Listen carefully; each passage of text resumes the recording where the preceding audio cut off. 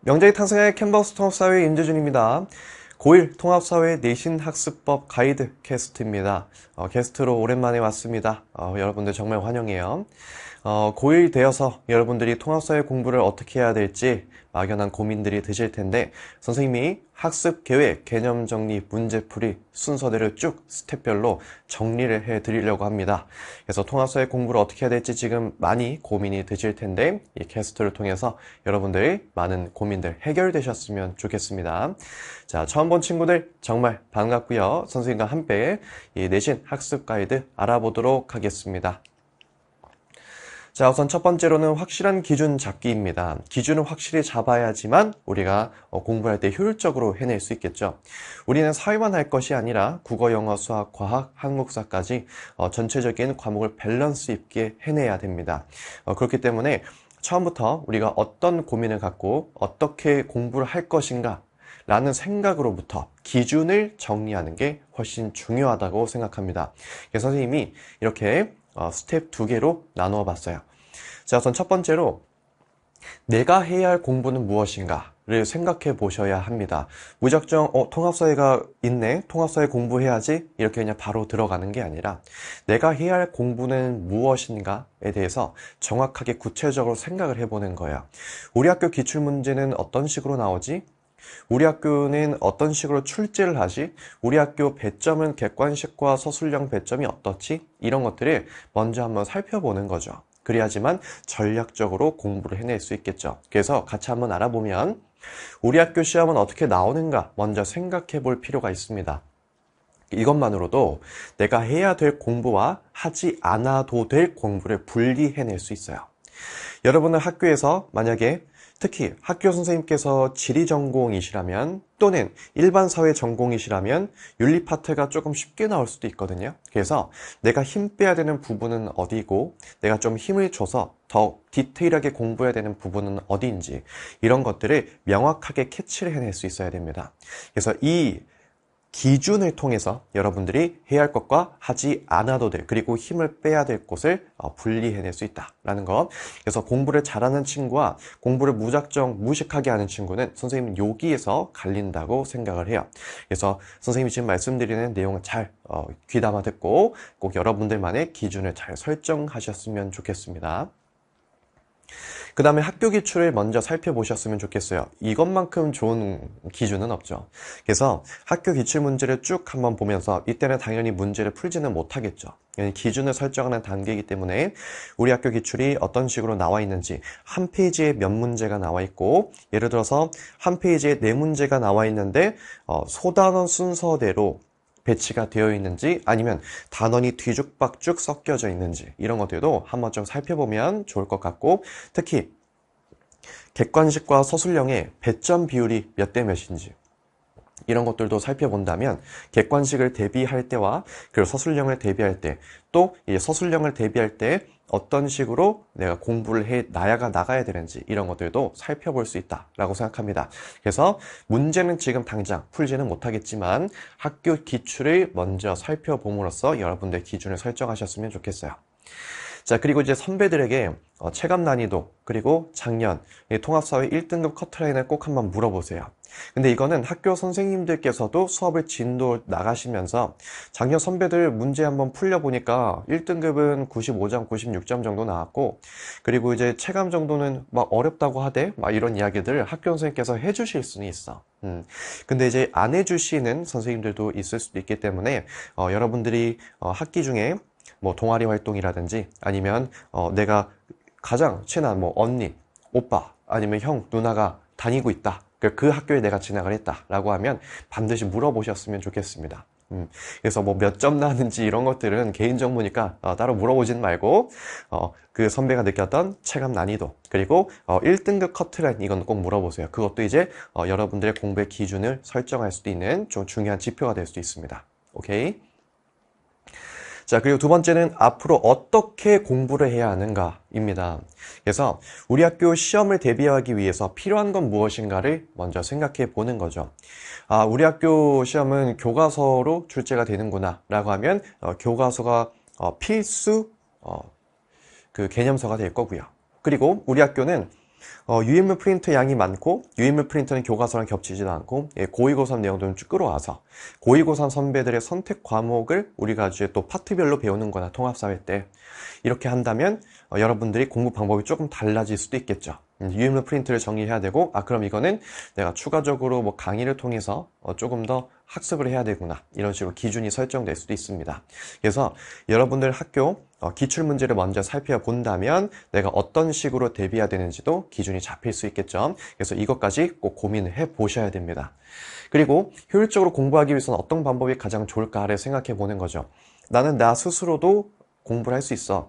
나는 조금 수학이 약하니까 수학 공부 더 많이 하고 그리고 사회가 중학교 때 좀 많이 어렵고 암기하는 거 힘들었으니까 사회도 좀 공부 시간을 좀 많이 늘려봐야겠다. 이렇게 생각을 하고 이렇게 공부하기 위해서 어떤 방법이 가장 적절할까?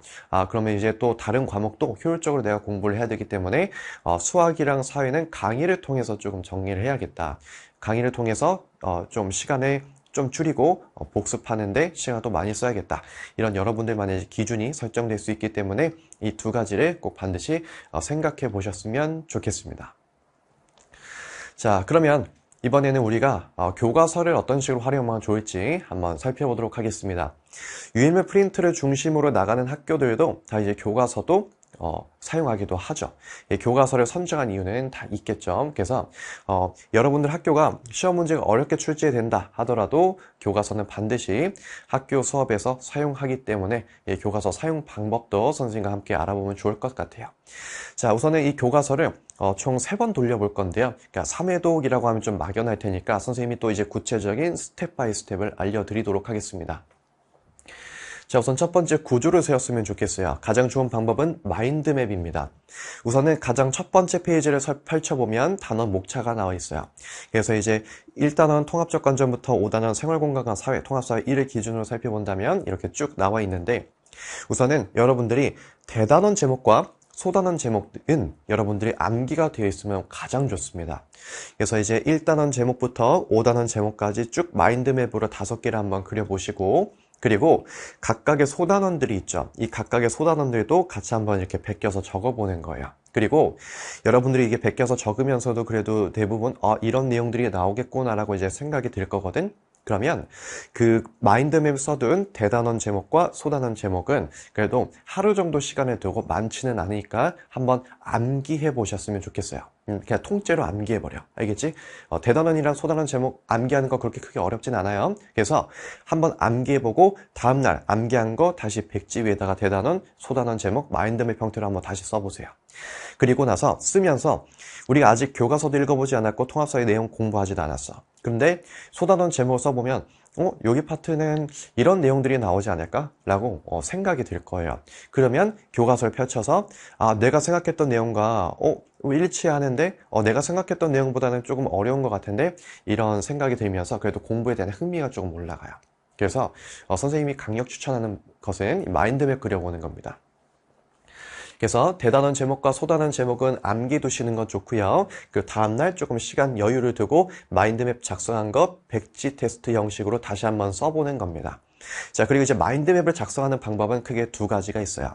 자, 우선 상위 하위 개념 구조로 이런 식으로 뿌리를 내려가는 형식으로 작성해도 괜찮고요. 그 다음에 이제 동그라미 원 있죠. 그치, 뻗어나가는 원 구조로 마인드맵을 작성하셔도 좋습니다.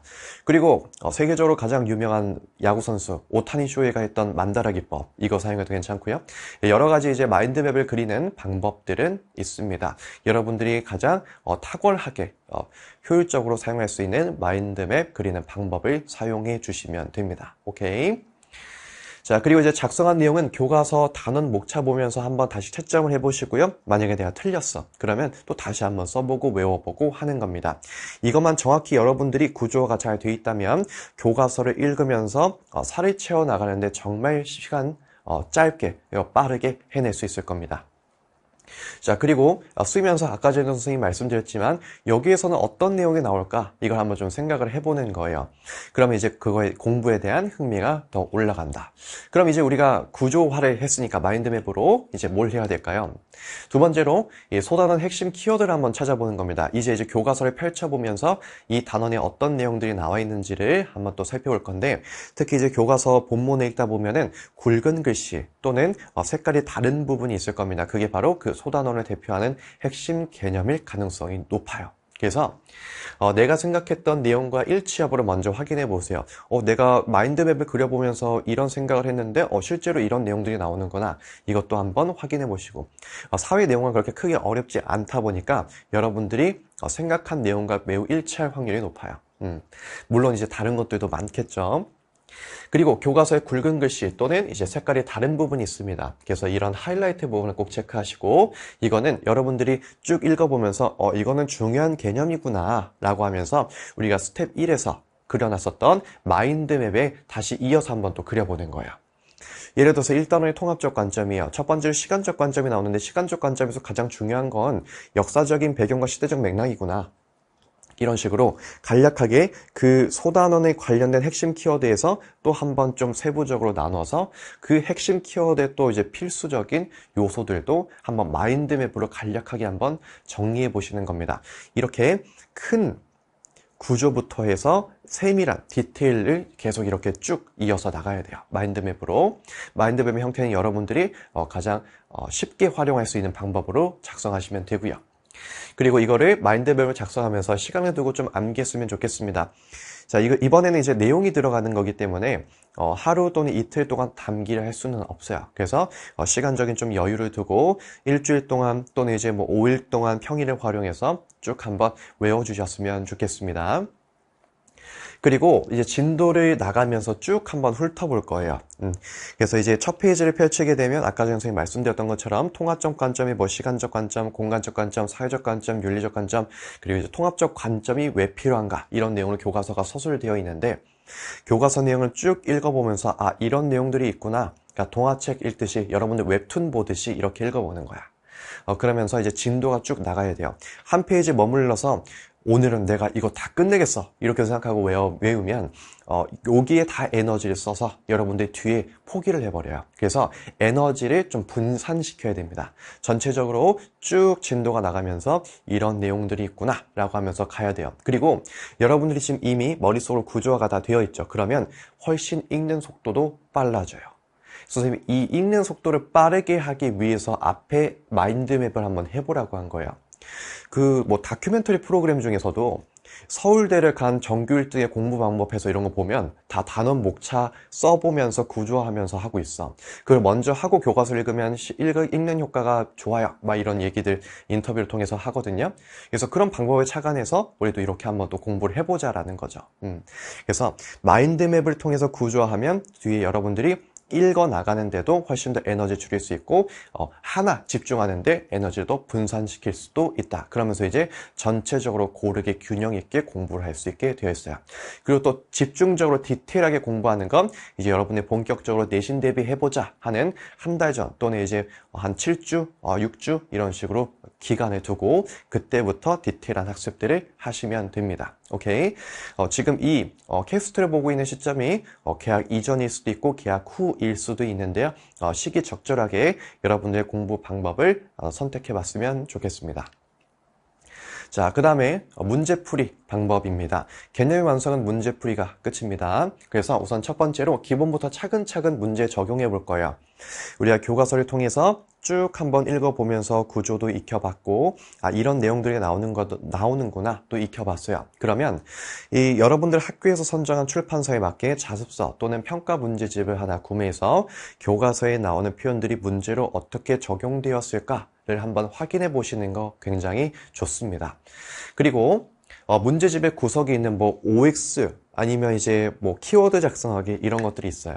자습서 평가 문제집 이런 것들 보면, 그래서 자습서 평가 문제집 문제집 구석구석에 있는 이런 뭐 주석이라든지 아니면은 OX 또는 이제 개념 확인하기 이런 문제들도 빼놓지 않고 하나하나씩 같이 또 채워봤으면 좋겠습니다. 그리고 마인드맵으로 정리했었던 것들 있죠. 그치? 교과서를 읽기 전까지 해서 또 마인드맵 정리했고, 교과서를 읽으면서도 우리가 소단원별로 핵심 요소까지 정리해봤어요. 그래서 마인드맵으로 정리한 내용과 문제 간의 일치 여부를 한번 확인해 보세요. 여러분들이 스스로 구조화해 둔 것과 문제와 얼마나 일치하는 비율이 높은지, 그리고 여러분들이 정리해 둔 게 특히 이제 선지에 나오는지, 이런 것들을 꼭 한번 확인해 보세요. 이걸 확인 작업 한번 하는 것만으로도 공부에 대한 흥미가 높아져요. 뭔가 내가 문제를 낸 출제자가 된 느낌이랄까? 이런 느낌이 실제로 들어요. 그래서 선생님도 여러 선배들에게도 이런 공부 방법을 시켜본 적이 있고요. 선배들도 이제 극찬했던 공부 방법이기 때문에 여러분들도 한번 이렇게 해봤으면 좋겠습니다. 내가 출제자가 된 기분이야, 이걸 느꼈을 때 정말 공부에 대한 흥미도가 높아지니까 꼭 한번 해봤으면 좋겠습니다. 자, 그 다음에 두 번째로는 내신 기출 문제를 적용할 필요가 있겠죠. 우리가 지금 내신 학습 가이드이잖아요. 그쵸? 그럼 내신 시험을 잘 보기 위해서 이렇게 지금 스텝 바이 스텝으로 보고 있는 거예요. 그러다 보니까 우리가 본질적으로는 내신 기출 문제를 다 풀어낼 수 있어야 되고, 학교 선생님이 알려주시는 내용들도 다 채워할 수 있어야 돼요. 그래서 우리가 기출 문제를 풀어야 되는데, 만약에 여러분들 학교가 교과서 베이스로 출제가 되지 않는다 하면 여러분들의 교과는 학교 선생님께서 나눠주시는 유일무가 프린트가 될 겁니다.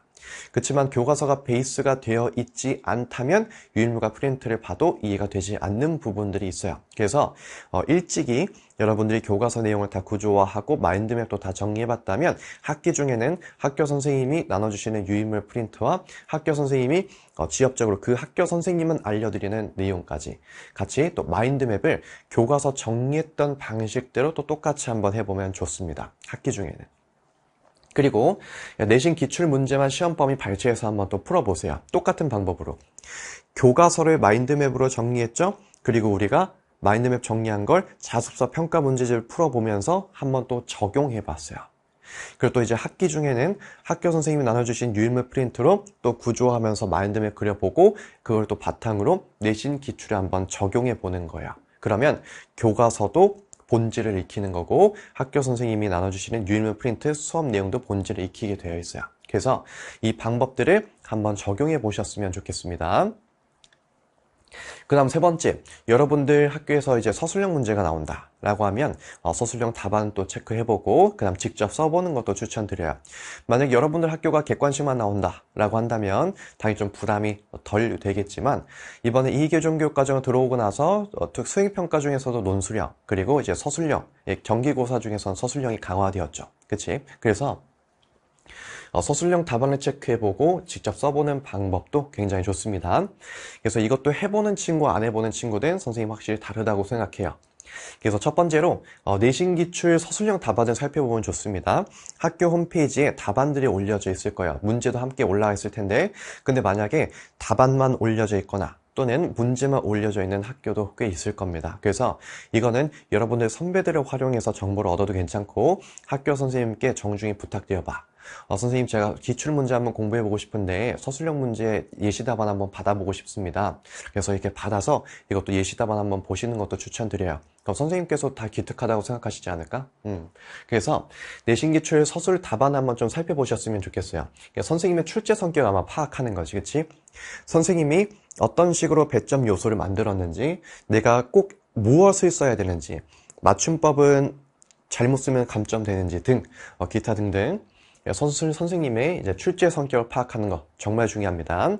그 다음에 풀고 있는 문제집에 새로운 서술형 문제 답안을 직접 써보는 것도 좋아요.